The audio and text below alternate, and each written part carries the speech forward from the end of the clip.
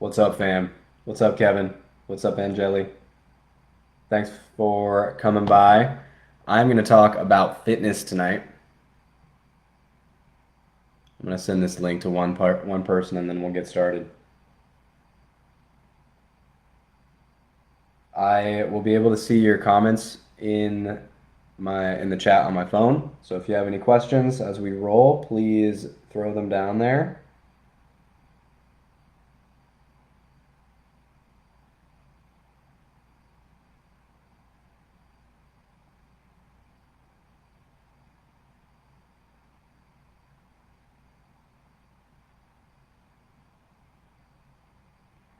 All right, let's rock and roll. So, I'm going to talk about fitness first. We're going to discuss weights. Weights as we age are important for lots of different reasons. They are important to keep your bones strong, keep your muscles strong, prevent falls, generally just have a better quality of life, doing the things that you want to do and doing the things that you need to do. So weights is super important, and it's helpful to have a framework to know what to do in the gym, because as we age, we're maybe not so worried about how we look. We're more focused on how we function. And so that is the subject of what I'm going to talk about today. Now, the American College of Sports Medicine, one of the accrediting bodies for personal trainers and people who help people with fitness, recommends that you exercise all major muscle groups 2 times a week. So that would be like your chest, your back, your arms, your legs, your core. You're using all of those muscles to an extent that gets you a productive stimulus 2 times a week. So that could be quite a bit of exercise. And breaking it down like this is going to give you the biggest bang for your buck exercises that are going to hit the most muscles in the shortest amount of time. And now, there may be some isolation exercises that you want to add to this, but this is a really solid framework to hit those recommendations. Okay, so what is the framework? We have 4, let's call them movements of the upper body, and we have 3, we'll call it 3 movements for the legs, and 1 that encompasses a little bit of both. So for the arms, we have push and pull. Push meaning putting a weight away from your body, pull meaning pulling a weight towards your body. Push horizontally and push vertically, pull vertically, and pull horizontally. So when you have those 4 movement patterns, you are going to be able to move and activate all of the muscles that you need to hit all the major muscle groups 2 times a week. Okay? Now, the other movements for the legs are a squat, a single leg variation, and a deadlift.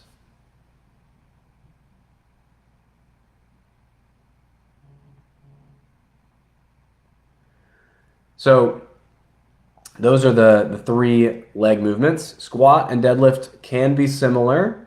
They are going to work all your major muscle groups just from a different position. A squat tends to be loaded from the top, and a deadlift tends to be loaded from the bottom. Loaded meaning you gather the weight from the top, or you gather the weight from the bottom, and then you move to the other position and back. The last movement that encompasses all of that, arms and legs, is a carry. Now, this is super functional.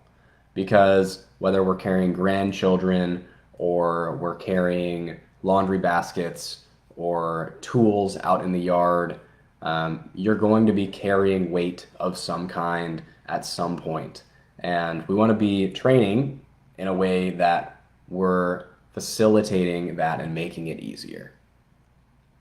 Now, in terms of what these movements look like, that's the framework, but there's lots of different ways you can move with a push, pull, squat, deadlift way. You can use machines. You can use free weights. You can use bands. You can use your own body weight. There's lots of individual variation and lots of ways to make things more challenging if you're more advanced and make things easier if you're newer to exercise. Generally, if you are newer, you might want to stick to body weight exercises because you're going to have plenty of load on your body, whether it's a push-up or a squat, to get a good stimulus, to get some muscle soreness. That's a good indicator that your muscles are getting the right amount of stimulus, the right amount of work to have something productive happen.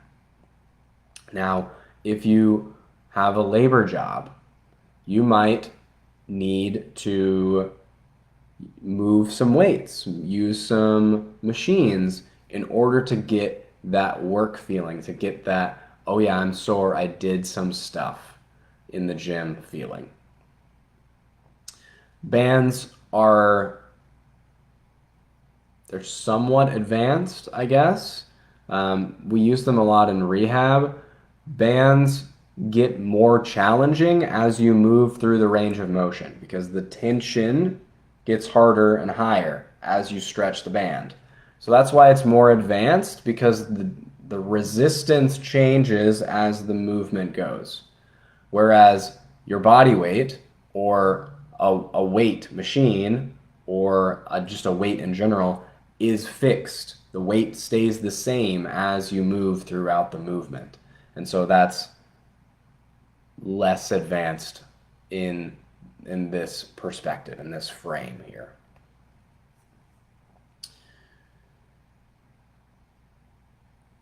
So I'll also tell you this, generally what I recommend for how much to do once you've kind of picked some exercises, picked some equipment that you want to do and want to start with, I recommend that people do 3 sets of 10 with a optional 4th set, and you take that 4th set to as many reps as you can.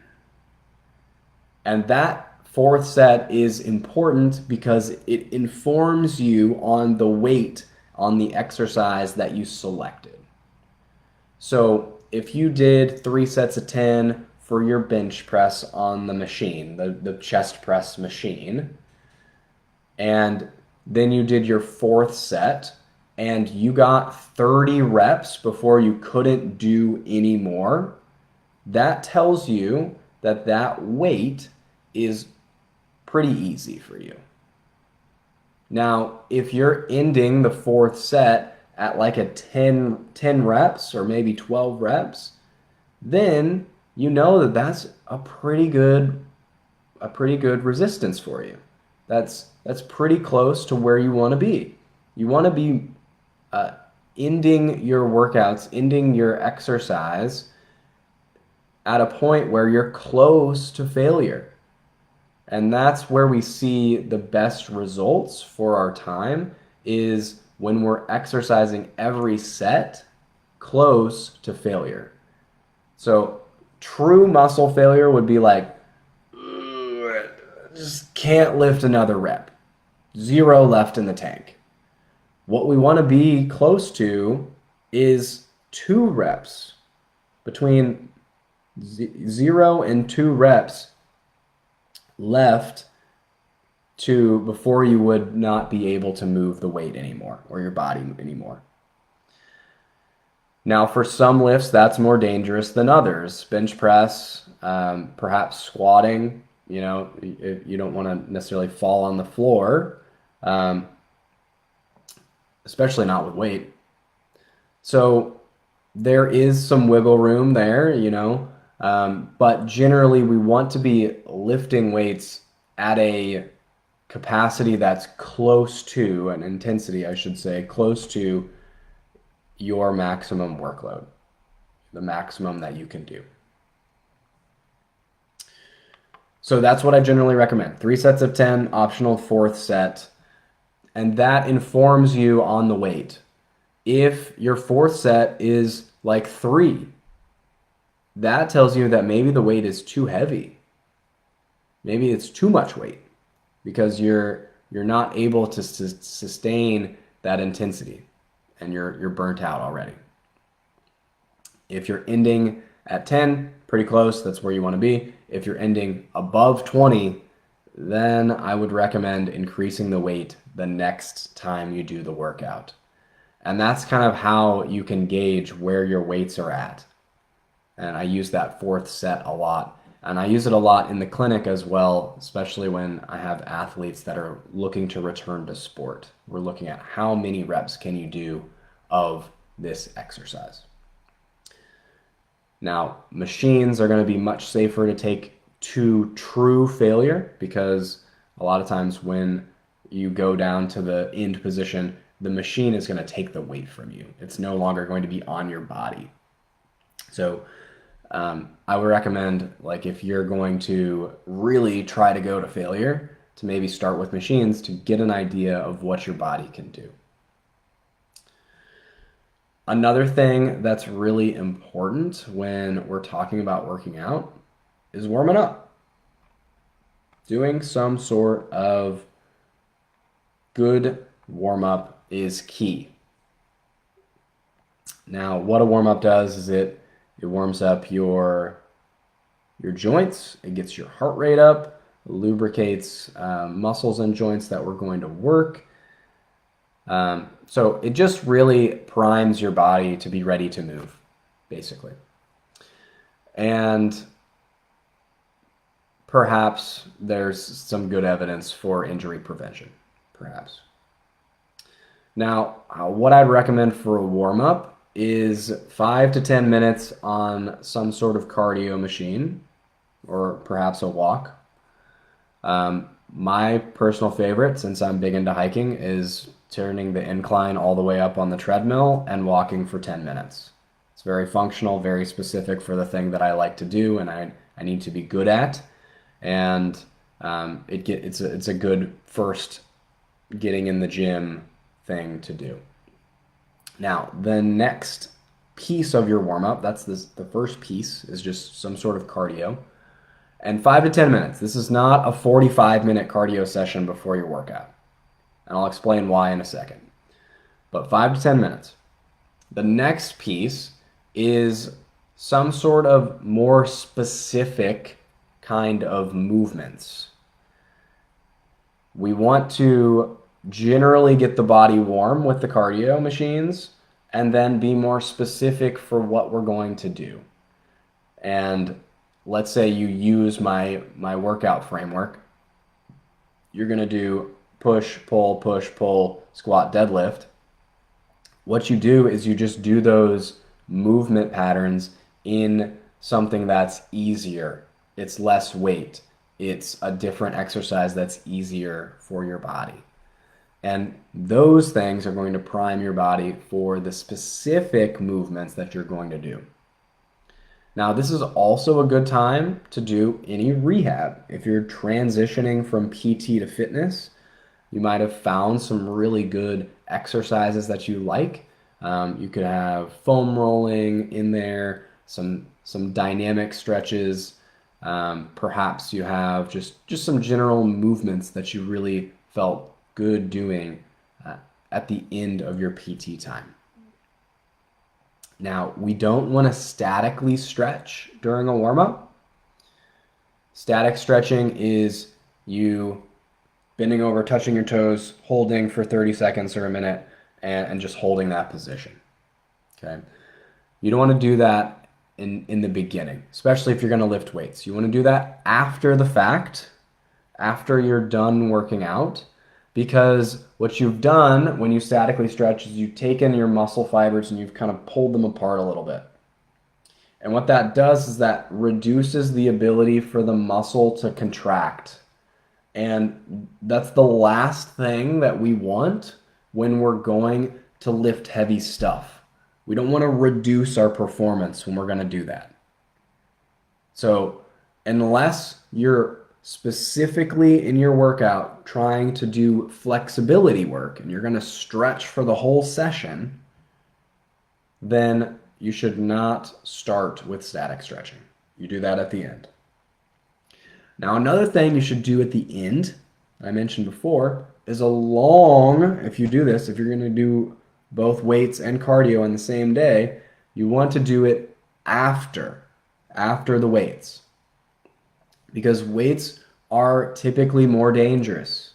And so you don't want to be tired when you go do the more dangerous thing. You want to be fresh.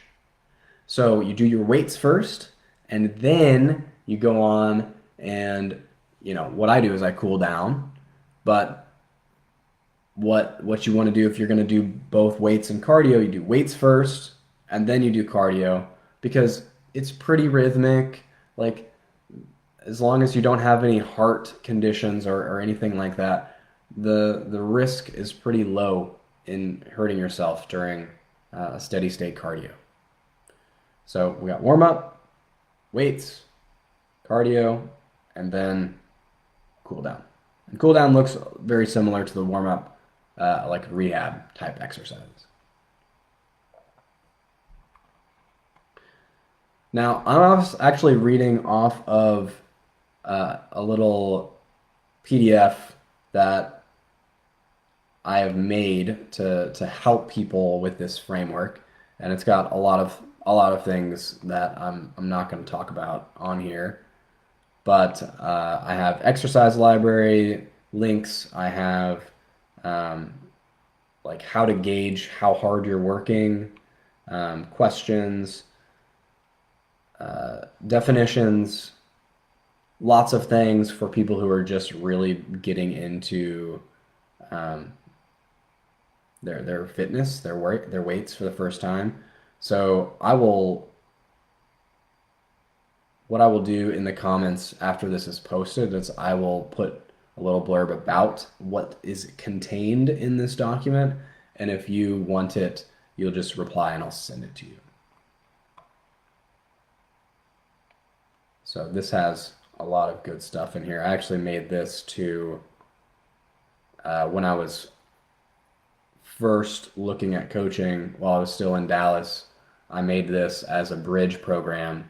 So for people who were just completing PT, they would have something to go on to continue their fitness journey. And so that's kind of where this is framed at. So that is resistance exercise in a nutshell. I'm not seeing any questions coming in the chat. So if you do have anything, please throw it in there. But I'm going to move on to cardio exercise. Now, cardio and weights, let's compare, are fundamentally different. The aim is different. So, resistance training exercise is gradually increasing weights over a period of time in order to increase muscle size and strength and general performance of tasks. Like being able to carry things, being able to push open heavy doors, being able to put some luggage in the overhead bin. Okay, so general performance of tasks. Whereas cardio exercise is geared at your heart and your lungs. So different target tissue here. What we're looking for with cardio is to do things for a long time, to be able to run a mile or swim several laps, go for a longer hike, carry something a longer distance. This is more endurance based rather than doing something once or a few times. Now, there are muscle changes that happen during both resistance training and with cardio. And they actually compete. When you are lifting weights, your muscle wants to get bigger because it can put more of these comb-like structures that create the muscle contraction inside a bigger muscle.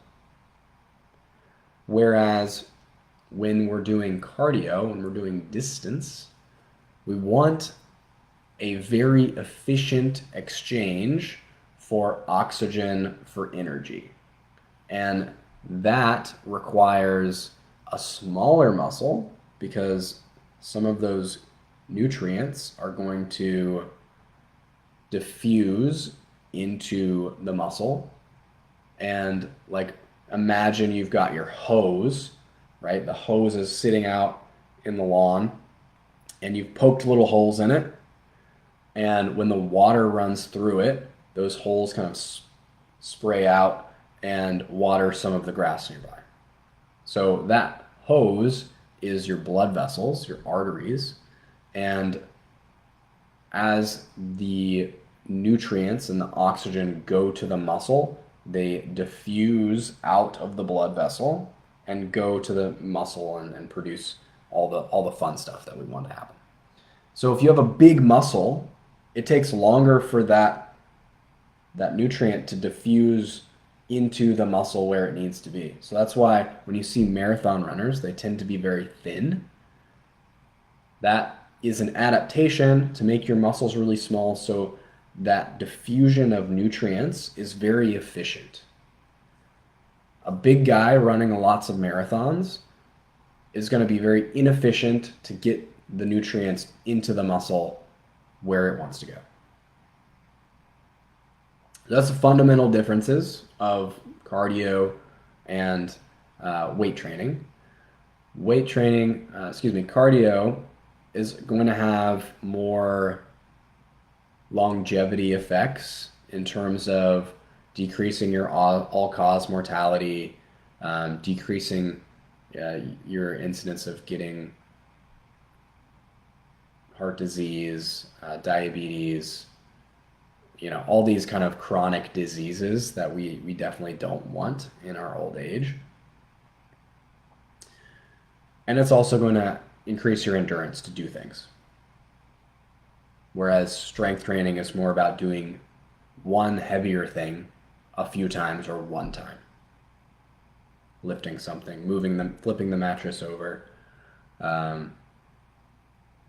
Christmas decorations, picking up the boxes and bringing them upstairs to put them up, those kinds of things.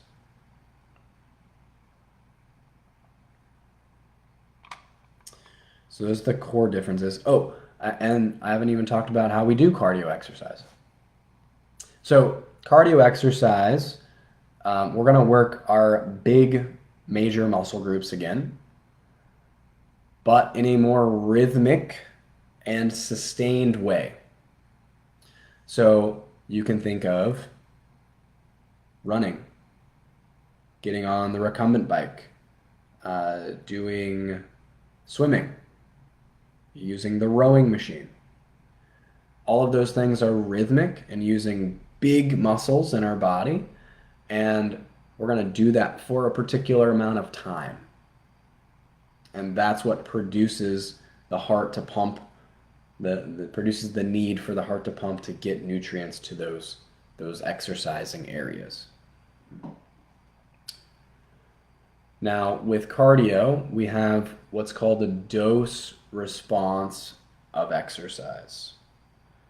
So when you do cardio, you get results. So dose response, if you imagine like a graph, a bar graph, it's like a straight line progression. The more exercise you do, the more results you get. Whereas weights, it's more of a rounded curve because at some level your adaptations they taper off, and there's still gains to be made, but they're more slower. They happen slower. The returns diminish is what we call that, or diminishing returns. So when you first start weight training, you get really good really fast. You get really strong really fast because your body's getting used to doing that activity. And the gains are coming from like the nervous system just figuring out how to lift weights. And then we start to get into like the muscles actually growing and creating strength, and that's where things slow down. So the more cardio that you do, the more results you're going to get. Now with everything, there's a balance. We don't want to go so far over to the cardio, unless that's your thing. But we don't want to go so far over there that we neglect some of our other things. We neglect lifting weights, or we neglect our flexibility, which I'm going to get to here in a little bit.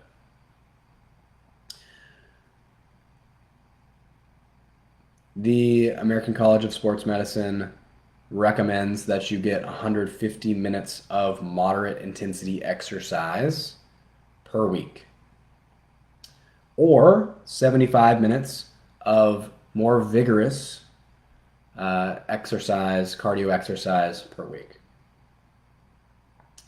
So more vigorous would mean like you're running sprints, or you're doing sprints on the rowing machine, or you are swimming as fast as you can.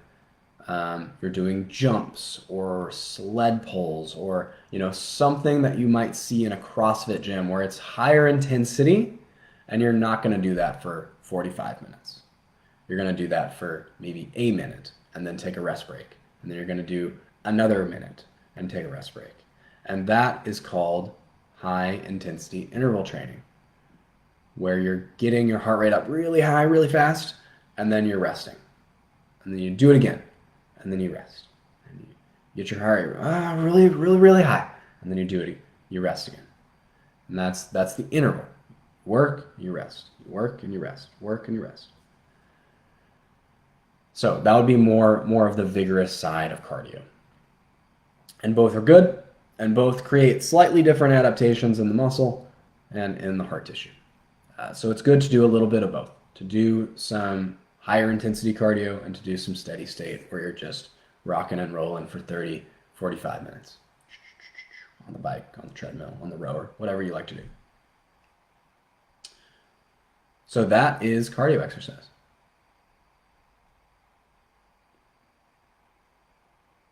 What questions do we have about cardio?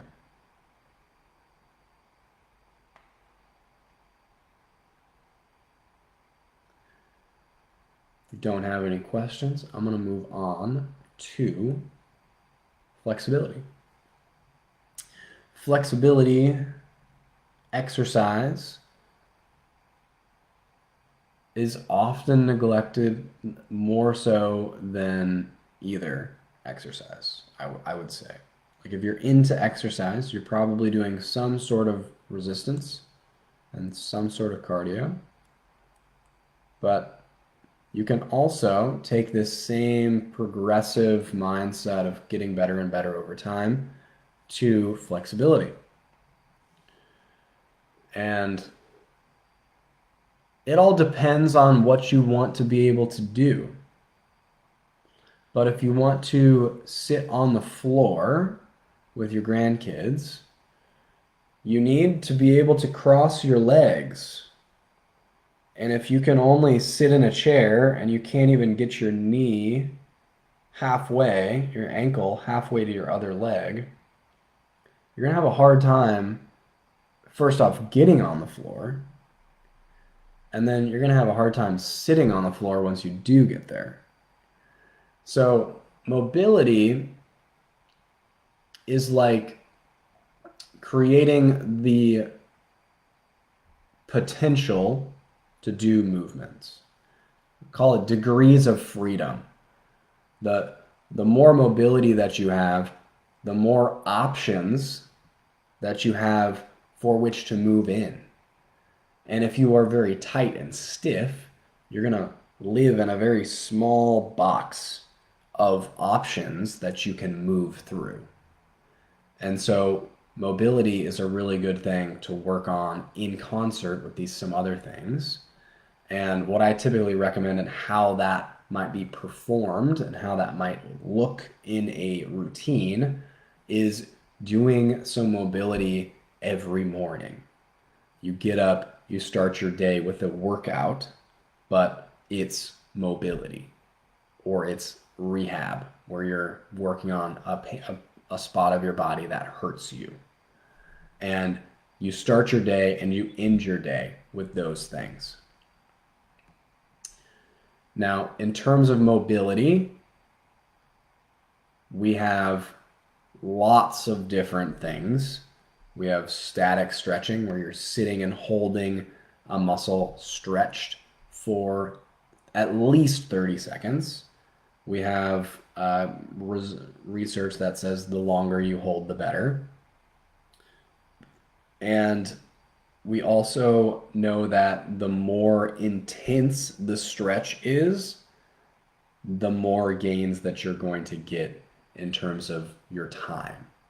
So if you think of a stretch sensation, like put your hand like this and stretch your forearm, the amount of stretch that you feel in your forearm muscle from 0 to 10, the closer we are to like maybe 5, 6, 7, somewhere in the moderate to high moderate intensity of stretch, you're going to get more results from that. If you just have a gentle 1-2 stretch, it's going to feel good, but it may not improve your mobility all that much.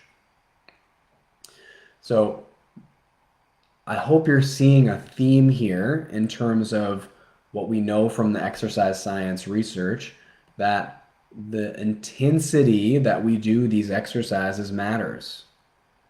And being consistent certainly is the way to improve.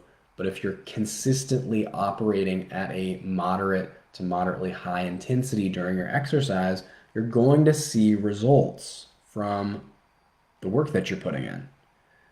But if you do the same routine and the same weights and the same stretches and the same mobility and the same cardio and the same all year, you're not going to see as big of improvements as if you challenged yourself and pushed yourself over and over and over and over again. That's how you're going to create a constantly improving machine, an improving person. I see a lot of my clients who do workouts, they have their routine and they do all the machines. They just do all the machines at their gym and they do the same weight every single time. And I mean, I don't want to poo-poo the fact that they're going to the gym, but that's basically maintaining what they have. And what I want people to do is gradually increase. It could be 1 rep. You could go from, 3 sets of 10 to 3 sets of 11. It could be 1 rep. That's still improvement. And then once you get to that 20 mark, you've gone up reps till 20, then take it back down to 10, make the weight heavier. And then you do the same thing. But we want to be constantly improving and constantly challenging. And sometimes you might need somebody's help to figure out, how do I challenge myself now? You might need a personal trainer. to help you, guide you through those. You might need a PT to help you, guide you. You might need a coach. So you want to be operating at an intensity that is getting you returns on your time, not just maintaining. And that is true for flexibility. So some other things that you might do are being a little active in your static stretch. So let's say, for example, we're stretching our forearm here, and I'm going to try to bring my fingers into the hand that's stretching. And that's going to create this muscle to turn on. So I'm activating my muscle at the end point that it can stretch at. And then when you relax, you're going to notice like, oh yeah, wow, I can go a little bit further now. So that not only kind of gets into the nervous system of the nerves in the area, but it also creates more movement in the muscle and in the joints that we're working on. So we don't want to just statically stretch.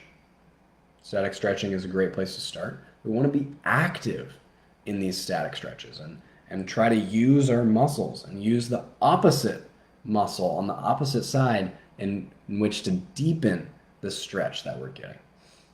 And the reason that being active in these ranges of motion are, especially at the end range, at the end point that your body can do, is because we want to make sure that we own that range of motion, that we maintain it from the morning of day 1 to the morning of day 2.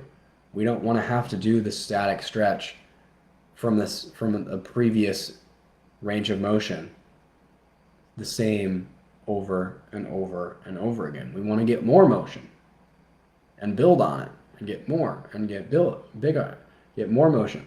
And so being active in these end points can help us maintain that motion.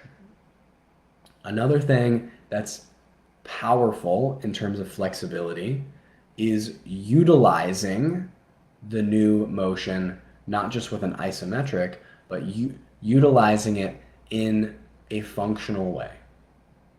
So let's take the example that we talked about earlier of like getting up and down from the floor. And if you don't have enough hip in motion, like your ankle going in motion, it's going to be really hard for you to sit crisscross applesauce on the floor. But if you work on if you do a stretch to help that hip go in, that ankle go up, and then you immediately follow that up with sitting on the floor, and you can, now get your legs somewhat, maybe they're not perfect, they're not like relaxed, but you're able to sit in that position now.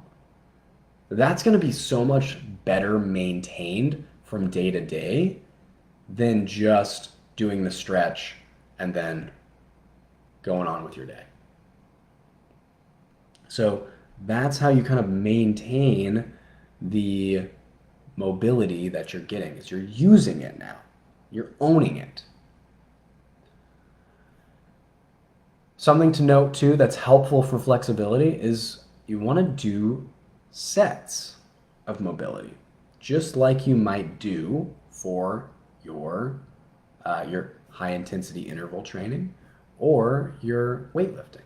You might want to do sets. You do 3 sets of a minute or 2 sets of 2 minutes and go over the movements that you just did. Once you hit the other side, you hit the other side. Now do another set. Because we know the more that we do with this with the mobility work, on top of being at an appropriate intensity, that's going to give us better results. Versus just 30-second stretch. All right, great, I did some mobility. Yeah. Pat yourself on the back. So that's what I would recommend for doing the mobility stuff, is implement it in a morning and evening routine. do some sets, and then just practice like doing what you want to be able to do.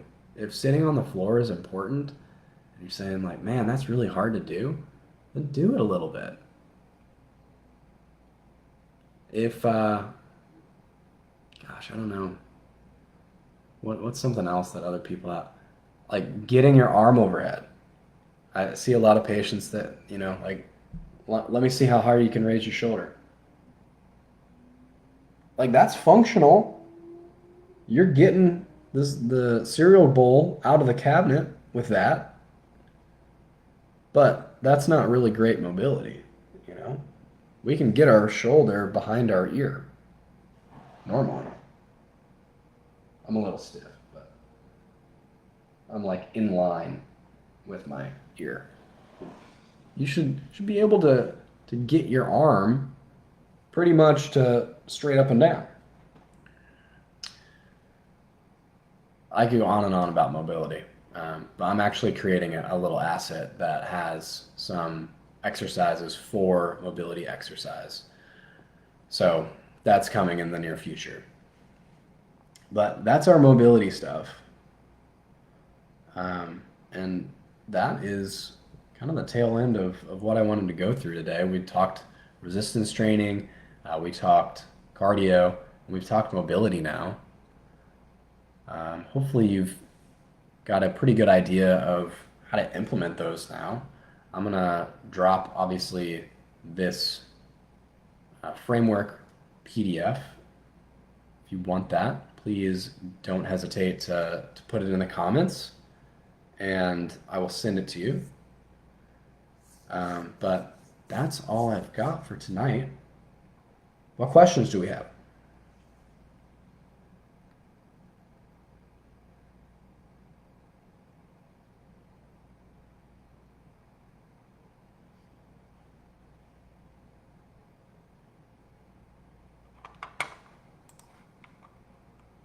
I don't know if I can see who's in here. Is this you, Patty?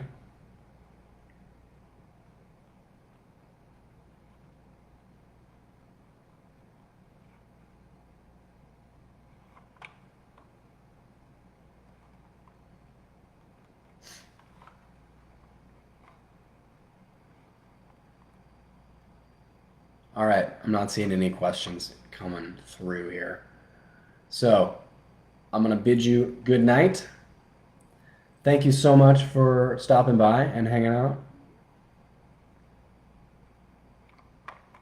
Hey, are you just saying hi?